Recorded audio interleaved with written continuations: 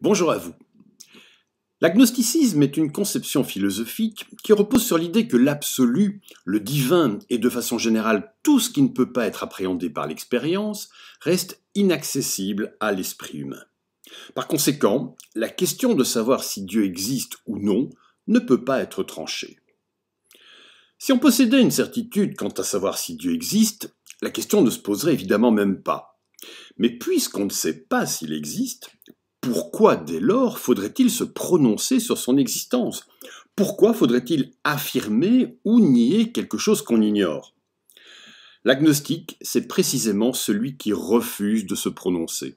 C'est celui qui refuse de choisir entre l'existence et la non-existence de Dieu. C'est un petit peu le sceptique en matière de religion. Il ne prend pas parti, il ne tranche pas. À la question principale du sondage « Dieu existe-t-il ?», il coche la case « Je ne sais pas ». Il n'est pas nécessairement indifférent à ce problème, mais il se juge simplement incapable d'y répondre. Il n'est ni croyant ni incroyant, il laisse la question en suspens. Le terme agnosticisme a été créé en 1869 par le biologiste et philosophe anglais Thomas Huxley, qui était par ailleurs un ardent défenseur des thèses de Darwin.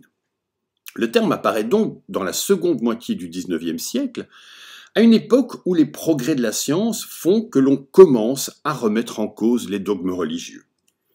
Il est composé du mot grec gnosis, qui signifie la connaissance, mais aussi du préfixe privatif a, ce qui fait de l'agnostique quelqu'un qui ne sait pas, quelqu'un qui reconnaît son ignorance. Même si le terme est donc relativement récent, l'idée que l'agnosticisme décrit est par contre très ancienne, puisqu'on en trouve en effet déjà des traces dès le 5e siècle avant Jésus-Christ, par exemple chez des auteurs comme Protagoras et Démocrite, qui jugent tous deux préférable de ne pas se prononcer quant à l'existence ou à l'inexistence de Dieu. Pour un agnostique, il est aussi absurde de dire « je sais que Dieu n'existe pas » que de dire « je sais que Dieu existe ». Dans le premier cas, on prend son incroyance pour un savoir, et dans le second, on prend sa foi pour un savoir. Dans les deux cas, on se trompe, car la vérité, c'est que nous ne savons pas.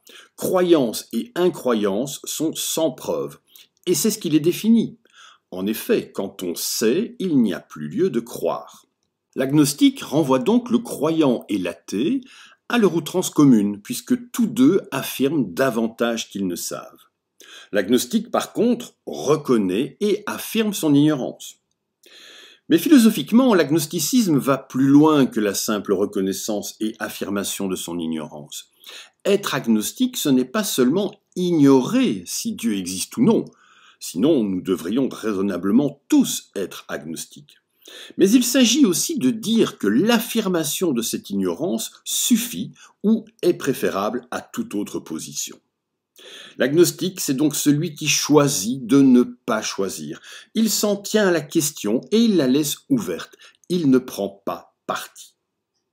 En définitive, l'agnosticisme est donc une attitude assez humble et pleine de bon sens, qui rappelle la phrase de Protagoras. « Sur les dieux, je ne peux rien dire, ni qu'ils sont, ni qu'ils ne sont pas. » Les agnostiques, au fond, sont des gens qui n'ont, comme les sceptiques, qu'une seule certitude.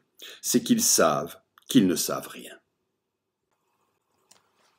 Je vous remercie d'avoir regardé et écouté cette courte vidéo et je vous invite à rester curieux et ouvert, à réfléchir, à discuter, à faire preuve d'esprit critique. Et puis, que vous pensiez ou non que Dieu existe, ou bien que vous préfériez choisir de ne pas vous prononcer sur cette question, n'oubliez pas en tout cas de profiter de la vie.